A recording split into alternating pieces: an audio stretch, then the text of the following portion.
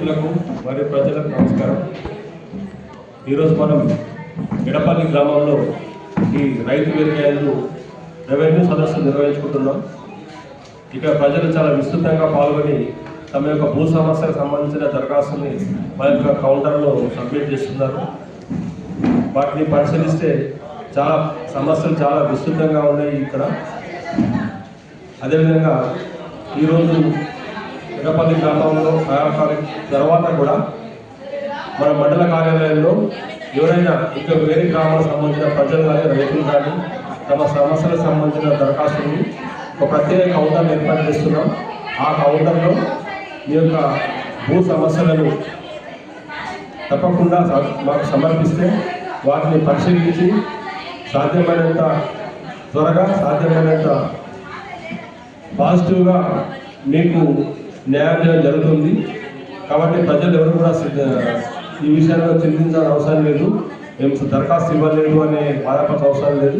మీరు ప్రత్యక్షంగా కానీ పరోక్షంగా ఎవరి ద్వారా కానీ మా మండల రెవెన్యూ కార్యాలయంలో మీ యొక్క దరఖాస్తుని సమర్పించి మీ భూ సమస్యలకు పరిష్కారం పొందాలని నేను విజ్ఞప్తి చేస్తున్నాను.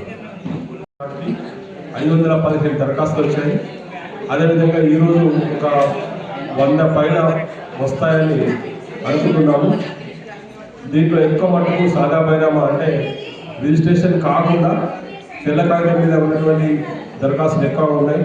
అదేవిధంగా అసైన్మెంట్కి సంబంధించిన భూములు కొన్నట్టుగా మనకు తెలుస్తుంది.